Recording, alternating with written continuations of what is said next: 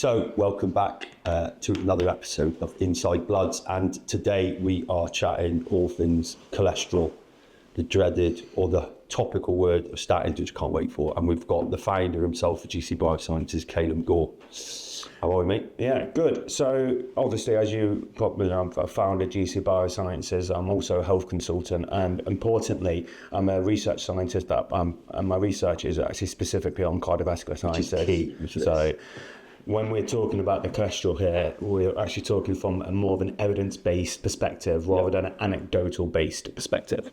Which we've both got a strong opinion on the fact that the world should operate from evidence and then shift opinions accordingly, right? Which you've done. Yeah, so if people know, if people are watching this podcast know me from back when I was doing personal training, they'll know my opinion on cholesterol was, not that it didn't matter, but it didn't matter as much as other things in your lifestyle, such as having good control of your blood glucose, having good control of your calorie intake, having a correct BMI and correct body fat, making sure that these other things that were, and making sure that you exercise and that your blood pressure was low.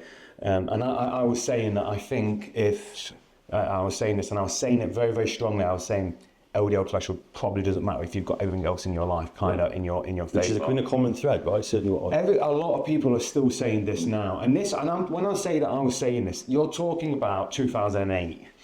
Yeah. Right, so it's a long time ago I was saying this. Pre-social media. Pre-social media, which is good, so you can't get a clip of me saying something that's not actually aligned with the evidence. But then I started doing a lot more scientific training. And I also started reading the evidence around the LDL and cholesterol, and particularly the evidence around Mendelian randomisation trials that prove that it's actually LDL is causative if everything else is randomised in somebody's life. And we'll talk about that later. Yeah. But the point is, I changed my position drastically because of what the evidence was informing me. Fine. And I've done that on a number of positions, and if it comes to it and there was this, and this will never happen, I don't think it will happen, because there's been so much replication of the findings. If it comes to it and there was a big scientific discovery tomorrow and it was, LDL isn't, it's this constituent of LDL or whatever, I would change my position accordingly. And I think anyone watching this, I know one of the things the reason why GC Biosciences, you guys wanted to create this is a platform to have informed, evidence-based conversations with no pretense to stick to something that you think is right. Yeah. And I think that's something you're quite passionate about. And what we want to do, our main goal at GC Biosciences is to help people prevent diseases and live a healthy lifestyle using evidence-based lifestyle interventions. Yeah, not myths and misconceptions. So if you're ill and you've got symptoms, you go to your doctor. That's what you should be doing. You don't come to us. That's not what we're about. We're about helping build lifestyle interventions, both nutritionally and exercise, and key supplements that have got evidence behind them. And we also have medical support from our medical team at GC Biosciences.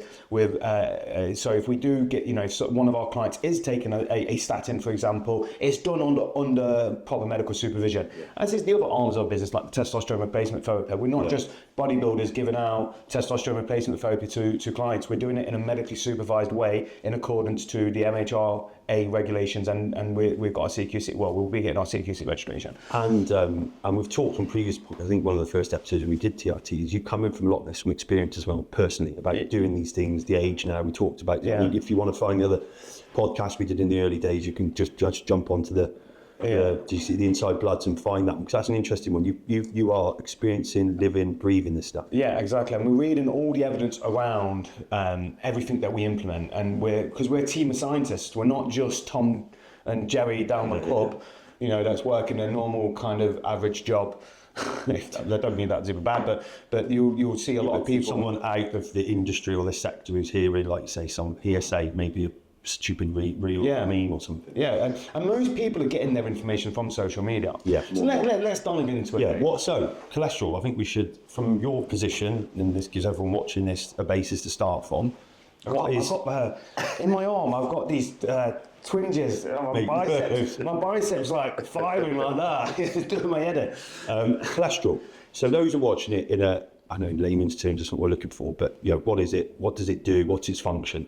So cholesterol is a waxy molecule that's transported around the body in something called lipoproteins. And lipoprotein is, because obviously cholesterol is a sterol, it's not water soluble, so we pack it into a protein and we transport it around the body in the blood, because the blood's an aqueous environment.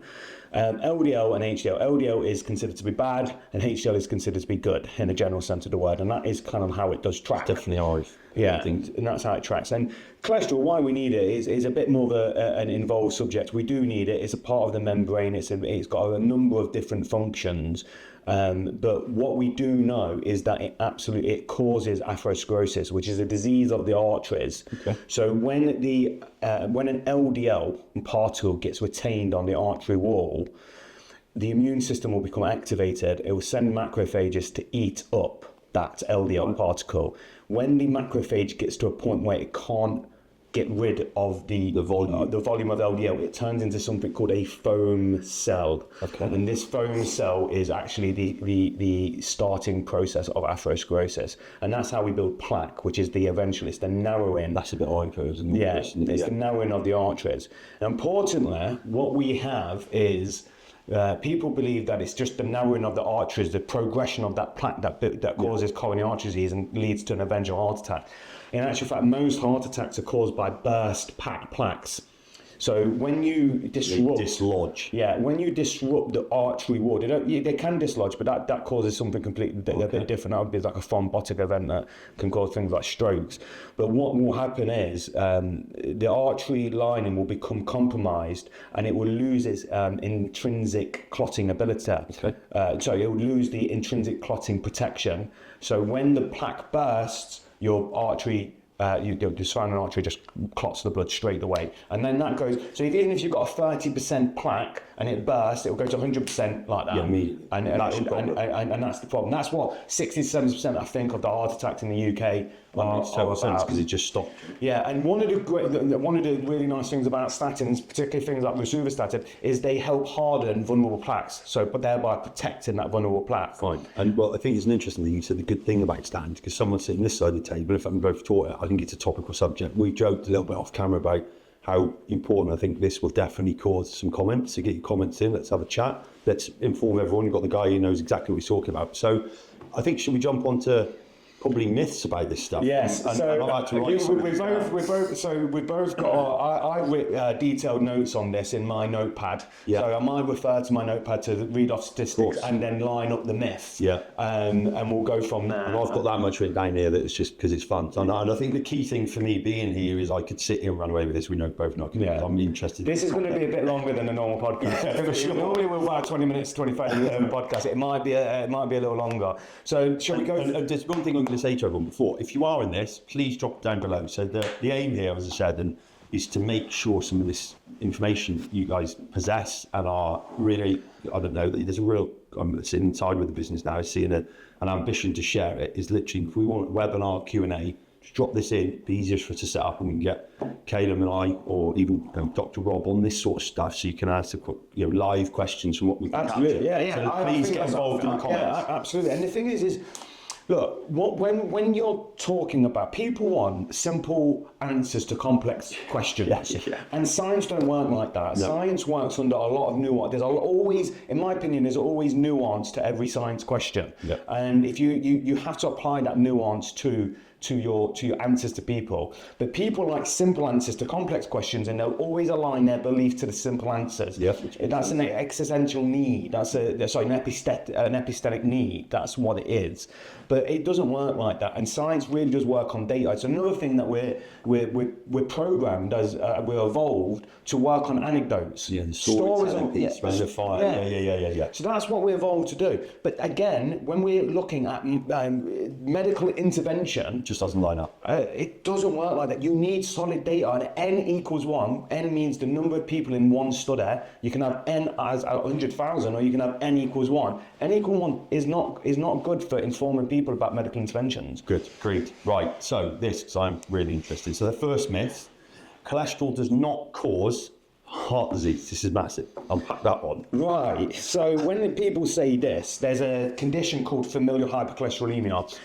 Some people, it's a genetic condition, you're born with it, and some people just they can't uptake LDL cholesterol. Right. So they can't uptake genetic. The liver can't uptake the cholesterol and can't get rid of it through the bile and dispel it, and it's a big problem. These people, if they're not treated, they have massive cardiovascular events, usually before they're 40 years old.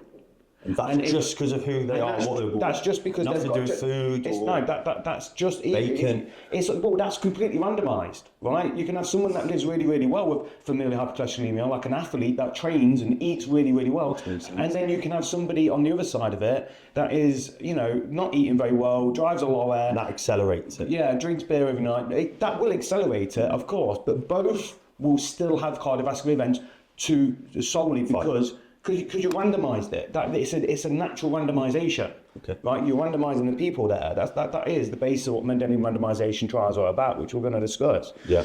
So these people that have this familial hypercholesterolaemia, if we don't treat them for LDL, they will have cardiovascular events mostly before they're 40 years old. Fortunately, we know this. We treat them, and they're okay. So if you've got someone's got a familial hypercholesterolaemia, and they're on statins, that's a good thing. And if LDL and cholesterol did not cause heart disease, these people would be fine.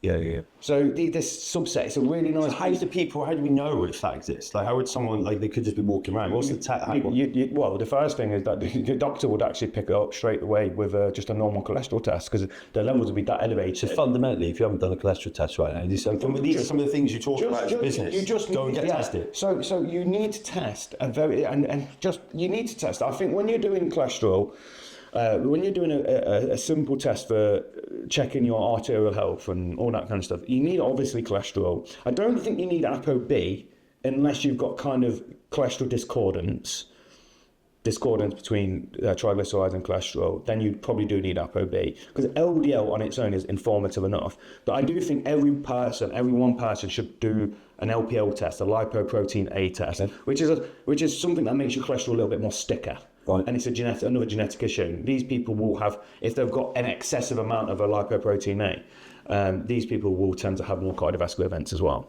So there's a couple of options for us there. Now, let's talk about who discovered cholesterol and how we got to this kind of place where we're talking about cholesterol, where me and you, so there was this Russian scientist in 1913 in St. Petersburg. He fed a cholesterol-rich diet to rabbits. Now, this is what people say, oh yeah, but we're not rabbits. Okay, yeah, we are not rabbits.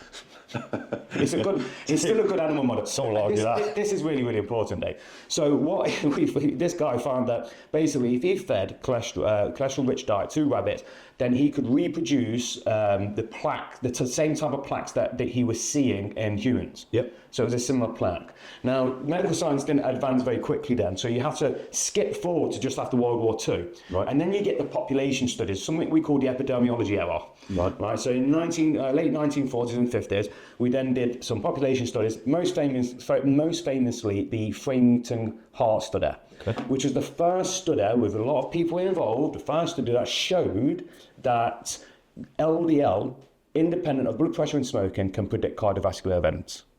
Well, and this is like what? I mean, this is close to only 100 years ago. Yeah, so you're talking about 80 odd years ago, and they found that epidemiological evidence. Now, are there weaknesses in the Framingham Heart Study? Of course there are. But there's a starting point. This is the very early days. Then you go to the intervention part. Just before statins in the 80s, you got there people that were doing interventions, scientists were doing interventions, and they were giving people a low cholesterol diet, a low fat diet, and they were giving them bile acid sequestrants, right?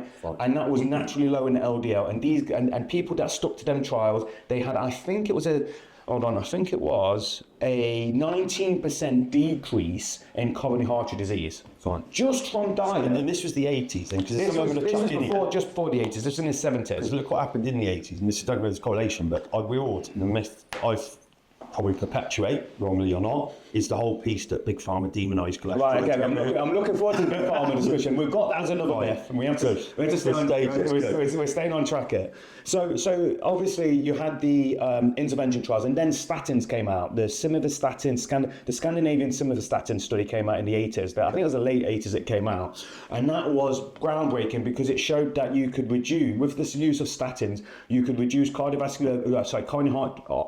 heart disease by 35% in cardiovascular mortality and 30% in cardiovascular events, which is huge. So that's when the drug, that's when Big Pharma jumped on the statins, and we'll talk about that. But since that study, since the simvastatin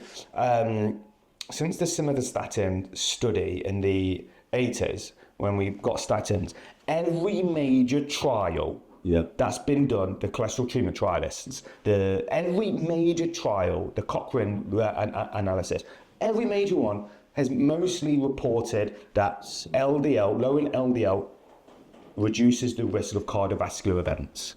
Fine. Right? So that is a running theme. It's a running theme. And it's not like I said, the statin revolution happened then. But this is one of the things I wanted to say. There's that much evidence. It is the most reproducible finding in medical science. So we can't ignore it. And people that are going to say conspiracy theory. Conspiracy theories in the world do exist, but conspiracy theories are generally small, involve a small group of people. But a conspiracy theory on this level for this many decades has to move toward being acknowledged and factual and have some basis. You just couldn't keep it a secret. But yet we have charity-funded trials where Big Pharma's not even done, and they're bigger. And who are these charities? British Heart Foundation, these are big charities that are funding massive trials that have got nothing to do with Big Pharma, and they find the exact same thing, just on a bigger level. So again, we'll get onto the Big Pharma, but that's it. So we do know that cholesterol and LDL causes these issues. Fine.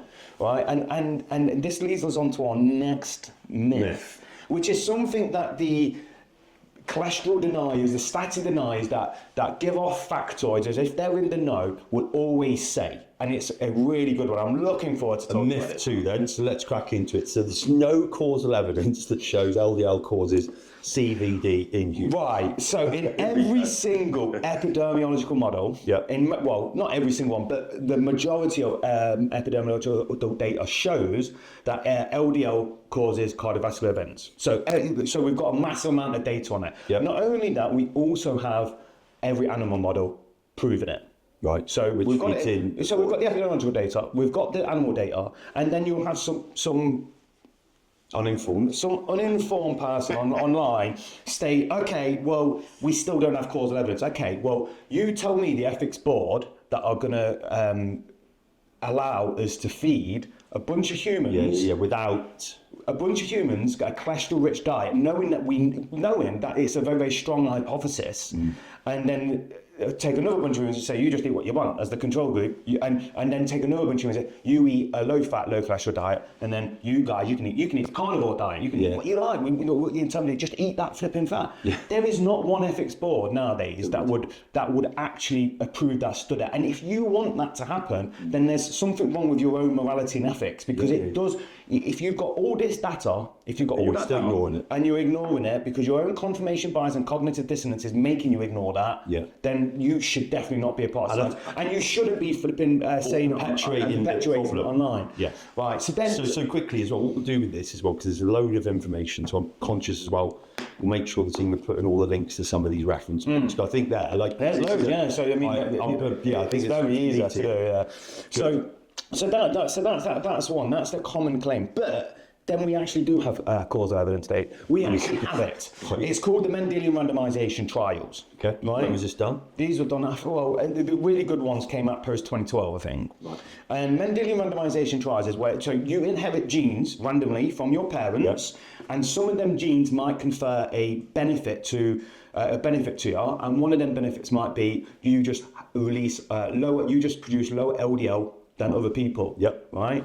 So just like the familial hypercholesterolaemia one, you've got a gene, there's one gene called PCSK9, we've created a drug for that, and it's a SNP in there, and if you have this, gene, you will produce lower LDL cholesterol. And for every 1 millimole of LDL cholesterol that's decreased, these guys get a 40 to 60% lower cardiovascular events compared to people that just have a normal amount of cholesterol. Which is massive. It's huge, right? And it's completely randomized. It doesn't matter if they eat well, they don't eat well. It doesn't. Just how it's you are. naturally randomized. It's a Mendelian randomization trial, so it's just naturally randomized. It don't really matter. You get the random genes from your parents. You're living your lifestyle randomly. It could be you're really, really healthy. It could be that you're not really, really healthy, but they both have the same risk reduction. And that's what the Mendelian randomization trials show. And it's really tough science to get your head around. So when you read it, it's really dry literature, right? Mate, for me, most of this is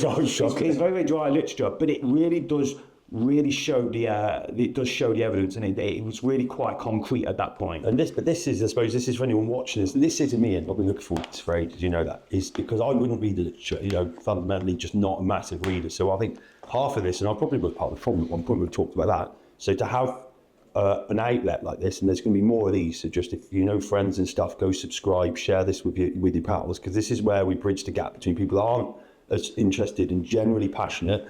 And you are, I mean, openly, he's already on camera, like how he's shifted his position based on data. So yeah, and again, we'll add some of this. So we've got the Mendelian randomization trials, which clearly show causal evidence that LDL causes harm. Then we've also got randomized controlled trials. I mentioned one earlier, the cholesterol treatment trial. And that was basically showing that statins, and this happens across all statin classes, so it doesn't matter if it's rosuvastatin, atorvastatin, simvastatin, it doesn't matter. Statins do this across all things. Every 1 millimole of LDL will reduce your risk of cardiovascular events by 20 to 25%. And that compounds. So basically, the earlier you do it, the better your protection is. So by the time someone's having heart issues and they go to their doctor, way too late. And there's really good doctors out there that are advocating we should be treating statin, we should be treating LDL earlier. We've got massive amount of cardiovascular mortality here, and they've been advocating for it for years. And these guys, so we'll get onto that. Right. So what happens is, if you lower your LDL either naturally or you lower it through statins or red yeast extract, rice extract, it's a natural supplement that people take to lower their LDL. However, it works that well. We actually made that's actually a statin now. So people that are not going to take a statin, I'll take a red yeast rice. Okay. Well, all you're doing, that's literally what we made a statin from once. Anyway, so what then will happen is so every 1 millimole of LDL cholesterol you'll get a 20 to 25%. That compounds over time. So the earlier you do it, the more protected that you are, and you are protecting. Testing's key out of this. Yes, go and find out. Testing. Just go to your doctor. Come to us. Go and get your cholesterol tested. Ask for lipoprotein A as well, and listen to your doctor, because they're not trying, especially in this country, they're not trying to peddle statins because they don't get no benefit from it. Yeah. Okay, so you had the randomizer. So like I say, and this is a rough guide, for every 1 point drop in LDL, you'll get about a 1/5 decrease in cardiovascular events, and that compounds earlier. Right. The earlier, the better. Yeah. By the time a person in their 50s goes to the doctors, they've already got issues. So these fatty streaks in the heart just start building in your 20s. I know. So just on that, I don't want to go too deep, so we've got the next one. This is a good one. I just see it. But what if someone is out there at 40, 50? What would you be advising? Listen, that's a really good question. Thank you for asking that. There's no point where prevention isn't possible. Yeah. So just do something. So prevention is always good. Even if you're 60, 70, prevention is really, really good. And in the data, generally it shows that at any age you can prevent disease. The earlier you do it, the better it is. Yeah. And that's as simple as it is. That's as simple as we can make it. So here we go. This is a good one. So look, if you are watching this and you are concerned, the easiest thing is reach out. This is what these guys do best, or go to your doctor. There's tons of people, I think, in the UK right now, or even outside the UK. So I think access to this level of data has ever been more easier. There's loads more people who are in this longevity space. So myth 3, this is fun. I've peddled this, so I've got to apologise. Statins cause side effects. In fact, I just thought statins are bad for you. Okay, statins cause side effects. So a lot of people come in, I've got side effects, I get side effects on this, and I get, well, we've actually studied this, and this trial is really quite famous. It's called the Samson trial. Right. They took 60 people that discontinued. When was this done? Maybe like about a decade ago. Okay, so fairly recent. Yeah, it's still a recent one. And we've got lots of other trials as well. So they took 60 people that had discontinued statins. I was getting my train full. Yeah, I tried to dispelled, you know. So what happened is they split the 60 people into groups of 20. Fine. And they did this trial over a year, and every group received either statin treatment, a placebo pill, fine, or nothing. Which is your pure group. Yeah, or nothing. Yeah. So you've got the proper groups. Every group had to do each treatment arm, right? Okay. So every group had the placebo, every group had the treatment, and every group had the nothing. Yeah. Right, and they just cycled through them different phases. And what they've had to do is they had to report their symptoms on an app. Okay. Okay, great. Yeah. So they reported their symptoms on the app. Every group showed the exact same symptom intensity and symptom profile. Every group. It didn't matter if they took the placebo or the statin. They had the exact same symptom intensity. The expectation of the side effect caused the side effect. It's very well known. It's called the nocebo effect. Okay. Right? Yeah.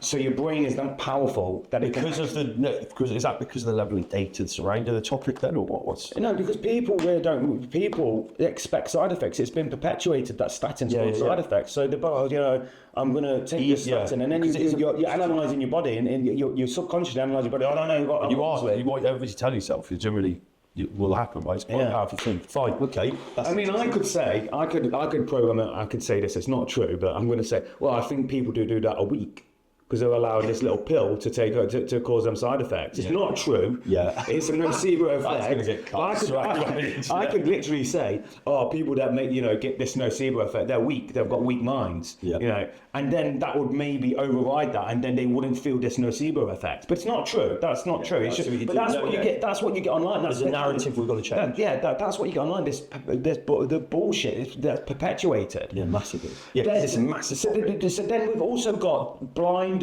randomised controlled trials that show the true symptom to symptom profiles, and the biggest symptom that people will get. When I say the biggest, please take that with a caveat, because it's actually reported at 0.01% in statin users. Right. Is muscle ache.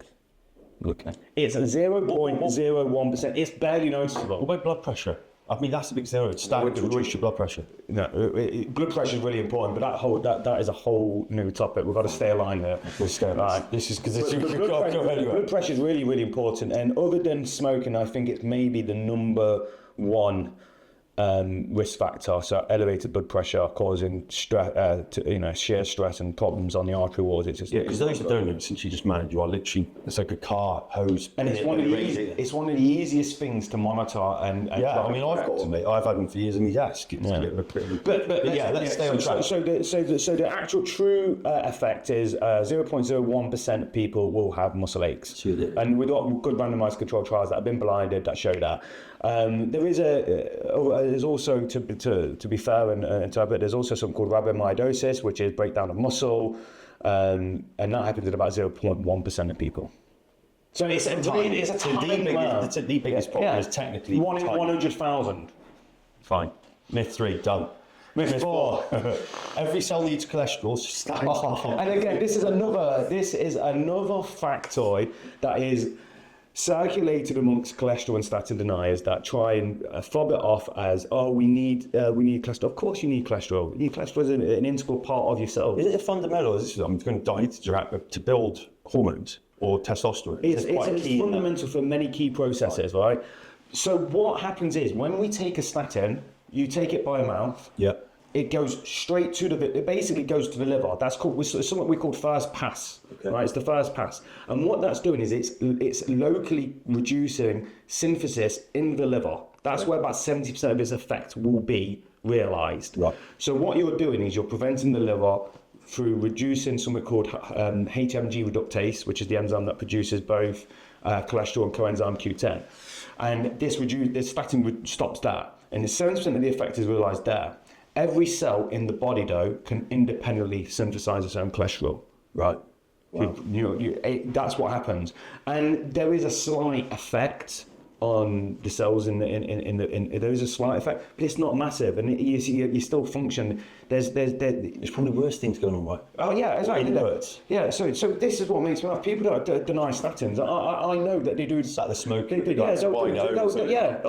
not a statin, and they drank like 20 pints and a fag, and they're doing cocaine in the toilet. Yeah, no cardio, no exercise, no healthy food. Exactly, and they do all the statin. Oh no.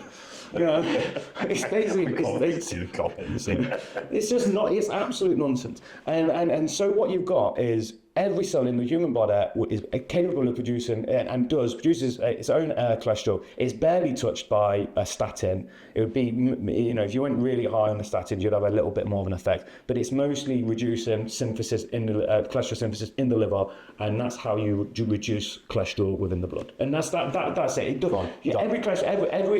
Every cell has cholesterol synthesis, and it's barely affected by the statin use. Done. That's 4 or 5. Woo! This is huge. This is good. Statins cause diabetes and dementia. Right, so this is a massive one as well that, again, is, and do you know what really makes me laugh is we've got so much evidence to show that LDL and cholesterol is causative. Yeah. And there's people that go around saying cholesterol and statins, they'll reject that causation, they'll reject the evidence that shows causation because they've got cognitive dissonance, which is they reject any evidence that doesn't align to their beliefs, right? And it's partially confirmation bias as well. They'll reject that evidence, and then as soon as like a research paper comes out and it shows, statins have been associated or correlated, which is the same thing. So to use a scientific term, we use correlated. Statin use has been correlated with Alzheimer's, or statin use has been correlated with diabetes. They'll go, look at this, I told you, look. You flipping didn't know, you knobhead, right? You are a twat, right? And we've got so much data that shows it causes it. Now just because something is correlated does not mean it's causing it. Yeah. There is a correlation between Nicolas Cage movies released per year and people drowning per year. Does that mean if Nicolas Cage produces a few more, he's going to cause people drowning?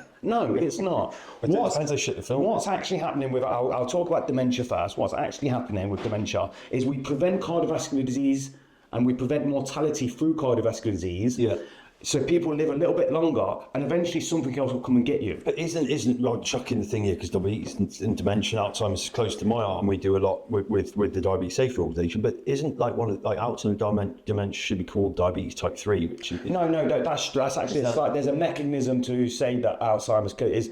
There's a mechanism to say that there is some insulin dysfunction in cells in the brain in some patients with Alzheimer's. Okay, but again, you're completely. This is another. We can do another dementia and Alzheimer's podcast. It's not an issue, but that doesn't mean. I don't think it's quite right. I don't think it is type 3 Alzheimer's. I think there is insulin dysfunction in neurons in the brain.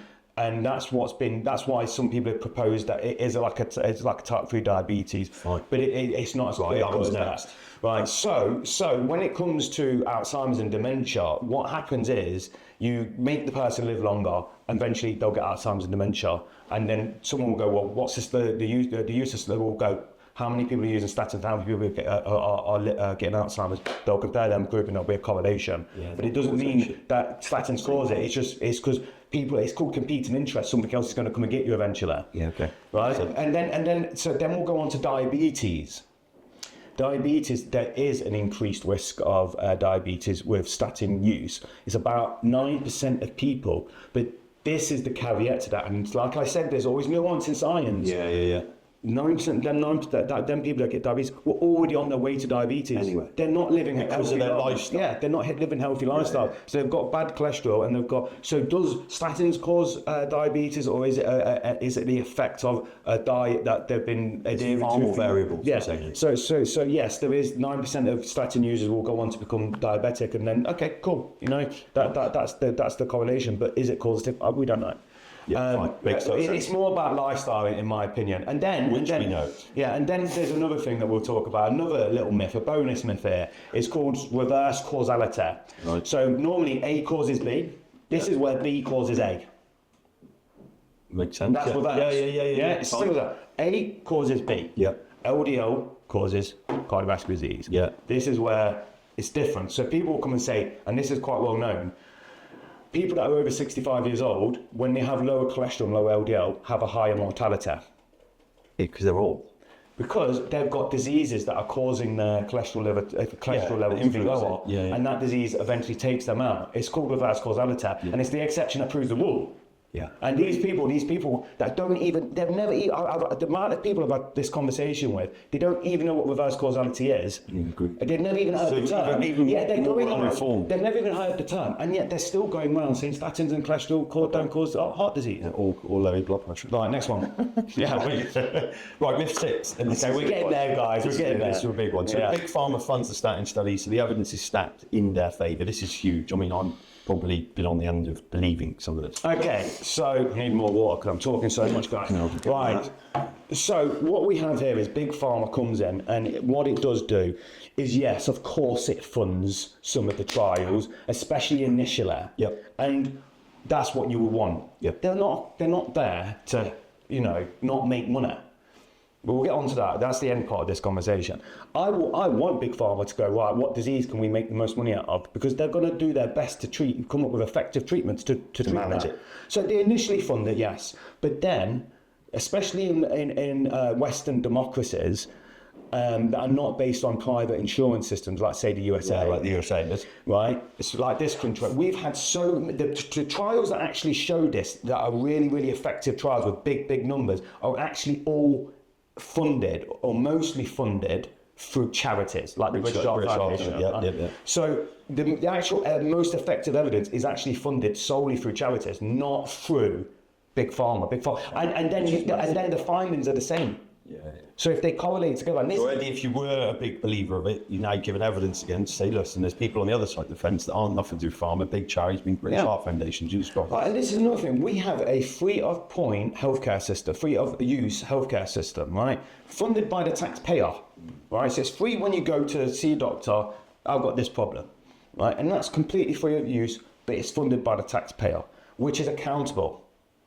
So if statins did not work, or any drug did not work, the first thing that would happen is that we can save some money. We can save the NHS some money here, especially right now. Yeah. Right, we can save the NHS money here. This is not working. Get rid of this drug. Right? Fine. And there are not doctors rolling around in Bentleys with their prescription pads going, I'm going to do 500 prescription statins today in a Western democracy that has a free of use health system. Which I think that could be caused, it's a great point. We've all seen that oxytocin bloody documentary, which is in the US, but the US's system's fundamentally different, which drove that behaviour. Yeah, I mean, they are a bit happy in prescribing drugs in the USA. That can't be denied, and they are big pharma, but it's a different system, like you say, it's private. Yeah, we are privately funded.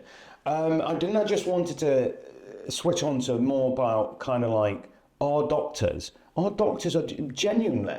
Our doctors are trying to help people. They're not. They didn't go through all that kind of stuff, all that training. Was it 7-8 years? Yeah. Well, it's 5 years of med school, 4 years if you do the postgraduate one, and then they're doing their foundation years, which is I think 3 years, and then they've got to do their specialist training. There's a lot of training behind it, and they're literally not rolling around in a Bentley. I can roll around. I'm not, but I could roll around in a Bentley by perpetuating stupid bullshit online. Yeah. From views, harnessing attention. And this is the thing, right? Yes, big pharma industry is a massive industry and it makes a lot more money. Which industry do you think is better, the alternative healthcare industry or the big pharma industry? I'm not going to. If you combine all the supplements and all the healthcare programs, and you combine all of that kind of stuff, it's about, I think I read a statistic, don't quote me on this, but it's like 3 to 5 times bigger than what the big pharma make. And it's only going to get bigger, right? It's only going to get bigger with functional medicine professionals and stuff. Yeah. Okay, and Brian Johnson. So like I say, most of the trial data is produced. The big trial data that gives the best results is produced by charity. It's funded by charity. And it's done in universities in Western democracies that are not pushing, not look. Trust me, I do my research at Glenfield Hospital. I can guarantee there's hardly any money left. Fine. When we want Big Pharma to come in and give us money so we can do some more great flipping work. And that's the thing. And this points the finger. People will go, Big Pharma this, Big Pharma that, Big Pharma that. Don't be there. Well, look, if you don't want to be a customer of Big Pharma, live well. That's the other thing. It takes ownership. Do what we've been telling you to do, which is eat well, train. Sleep. The two biggest interventions that you can do to live a good life is exercise and eat well. Right? And we've been telling people this for decades. The government have even spent billions of pounds on campaigns to try and get you to do something about your health, and you haven't done it. So then they're sitting there and they're thinking, well, what can we do to prevent these people coming into the hospital with heart attacks? And they look at the data and they go, well, a statin will help this. What are they going to do? Try and get you to change your lifestyle when you fail to do that on every 2 seconds, failing at, yo-yoing your diet, or give them a pill. Even the adherence to pills is a problem. People can't wake up in the morning and take a goddamn pill. I had a conversation yesterday about supplements. Said I've made a bit of a shift since working with you guys, got my bloods done, taking this thing, done a balance test the other day, so I'm starting to do the first thing with, I can be bothered with all that. I'm like, it's bloody vitamin. You vape. You'd rather you go out and buy a vape. And I was like, it's just literally a few pills on my table in the office. It does it. So look, I read a really good thing here. Would you want? Do you not want Big Pharma to try and find effective treatments for diseases? Do you not want that? Yes, of course everyone needs it. Do you not, this misconception of what it was to do to fund? Do you not want Big Pharma to go? I want there to be some big executive group going, okay, right, there's these bad diseases, and especially with diseases that have not lifestyle acquired, and go, let's find the most effective treatment for that. I want them to do it. So anyone watching this, if I think playing devil's advocate, this is a good conversation, what have they fixed? What's in a meme that's flying around? Listen, Big Pharma's the only thing that's spent all this money and not fixed its single disease yet. What would you do to dispel some of, because you read it and you categorically can't, you're not going to believe it because it is dispelling disease and problems. That's a big one I've seen recently. I do. Again, another. So when they say that Big Pharma only treats disease if it can, what's the claim? If they can prescribe a drug every day or something like that. Think about antibiotics. Yeah, that's a good one. Right. So if you get ill and you get an infection, antibiotic will cure that infection. Fine. So there it is. Antibiotics. Right, and that's a huge part of antibiotic. Vaccines, which people have become distrusting of vaccines, which is absolutely. I think there were COVID missteps when it comes to the vaccine data, and now the medical, and this is one of the things I think's happened in the industry. We've been grouped. The medical industry has been now grouped to with politics and scandals with politics, scandals in banking, and the COVID missteps. There were.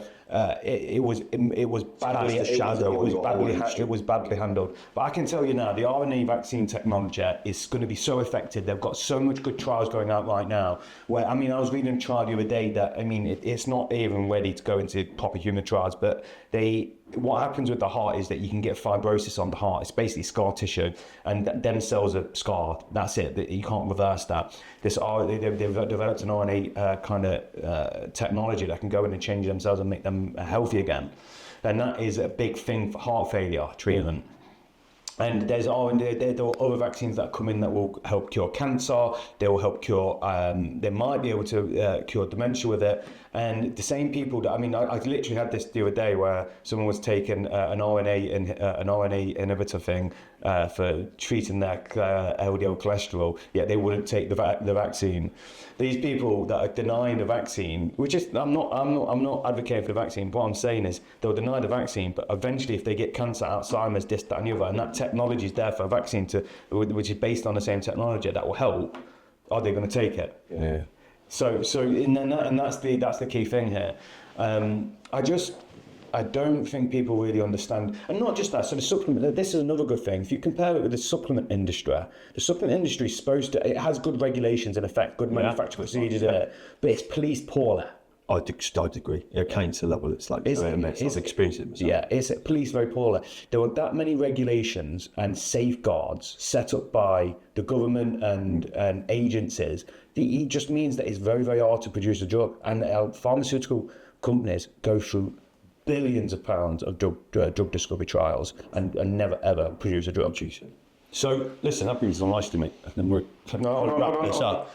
Why? Oh yeah. So why is this happening? Let's go back 2 seconds. This is what happens. So if you don't want to be Big Pharma's biggest customer, live your life healthier. Take some accountability and live healthier and crack on. Yeah. You know what I mean? If not, they're going to go and go, okay, you're part of the cohort of people that are causing, that are literally... You're in the camp. Yeah.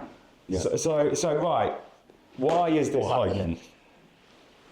Okay, so I think we talked about this a minute ago. And what's happening is, I think the medical industry is now being, because of COVID, and COVID made it worse, the missteps in COVID, and they clearly were there, and the communication, we've been grouped, the medical industry now being grouped with banking scandals and political scandals. Yeah. And which is full of distrust. Yeah, which is full of distrust. And then there's another thing is information is so easy to come about now. So the social media revolution, the algorithm, it rewards outrage. It doesn't reward nuance. No. It rewards outrage. So you've got this flipping issue. It's so easy for you can have up a rabbit hole quick. It's so easy for an influencer to become an expert immediately in something. I mean, who are you going to trust? A guy like Nilesh Samana, who was head of the British Heart Foundation, a clinical academic with over 40 odd years in clinical academia, that's done these kind of trials, that's not rolling around in a Bentley at the moment, right? He's been given a knighthood for his work, and he's produced all this great data. Or are you going to trust James Smith down the pub, read the Daily Mail, watched an Instagram meme or seen a meme or watched a clip and goes, right, that's it. I know more than this guy that's been doing that for that long. The information that you get now is so easily to come by. It's not regulated. Even 30 years ago, information like this was coming from doctors and regulated. We've got it the wrong way up personally, especially supporting me. I'd say that, like, why aren't we celebrating more like some, like Taylor Swift who's doing what, basically singing some words? Like that. And yet we should be celebrating people at the cutting edge of technology, science.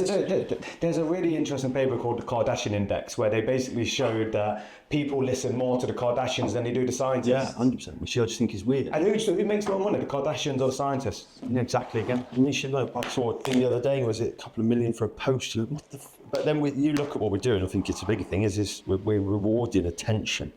But look.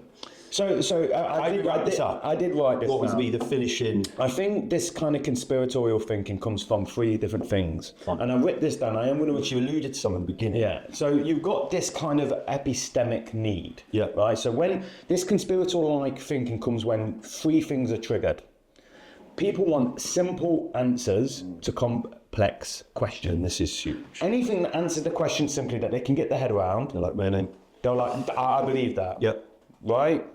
That's what they're doing. The existential need as well. So people want to feel safe. And that's what I think a lot of the COVID conspiracy could. We want to feel safe and in control. There was this big pandemic, no one felt in control, no one felt safe. So that's another thing.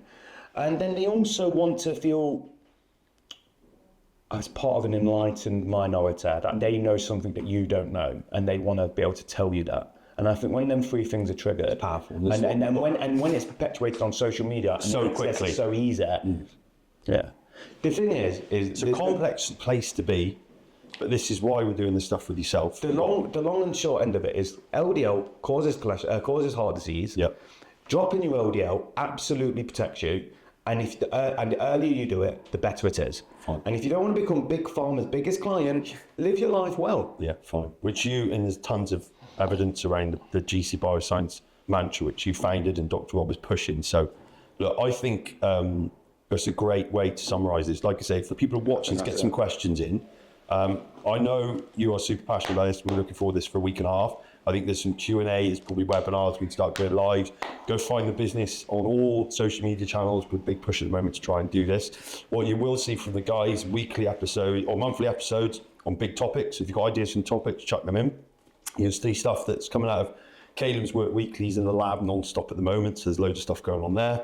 And then partners, so we've got a big partner program going on, which means we can start to field some of these footnotes, some of the learnings into the partner program with frontline professionals that are looking to, or they've already worked with the business that are looking to positively change health and wellness. So yeah, mate, okay. I'd love that. One of the podcasts that I'm looking forward to doing is the exercise paradox and the truth about your metabolism. So, for example, there's some good data that shows that exercise-only program for weight loss actually is indicative of weight gain. So people were monitored over 12 months. No, actually, they were monitored over 2 years, and in 12 months they put 2 kilograms on instead of taking it off. And I'm looking forward to getting into the nuance of that and then informing people. So that's a podcast that I'm really, really looking forward to. So I've done a lot of research, but it's just a lot of reading and research. And both of us have been on the gym floor. I think it's worth saying. Like, and I've been peddling some of these clear load of bollocks. I started out as a personal trainer. Yeah. I started out as a personal trainer, and I did a degree. I then did another degree, then did another degree, and then I'm finishing my PhD. I started out as a personal trainer, and I was peddling some misinformation. All you had at the time was that, right? Yeah. It's clear. And I think if you're watching this is the point where just like two very honest people not sitting here, but unless you're coming back with evidence, I'd strongly suggest. But the problem is I've done a lot of reading around conspiratorial thinking, Dave. Yeah. And the thing is once someone's set their, planted their flag, set up camp, they don't want to leave that camp. And maybe we'll fly the flag for the other half. Yeah, and what happens is they won't change their positions. They won't look at the evidence. I can guarantee most of the people that walk around talking about statins and cardiovascular have not even read one research article about it. I have to agree, because I've been peddling stuff I've never read a thing in my life. Look, mate, absolute pleasure. I really look forward to this. Guys, if you've enjoyed this, like, share, tag someone who may need to need it. If you're in doubt, you've heard it from here, post in some questions, engage with us. Calum's pretty active on social media, so when you get the response, sure enough, you'll start to hear the way he speaks. It's Calum. Go and get your test done. There's a battery of tests within the business. Please go subscribe if you're not. There's a ton more of this happening. The only way to get it bigger. If you know anyone that's in any of these topics, if you're someone that's a consummate professional, someone equally qualified or more, the guys, I know we've talked about this, they want to have you on. Let's create some engaging, informed conversation. Brilliant. Yeah, next time. Sound.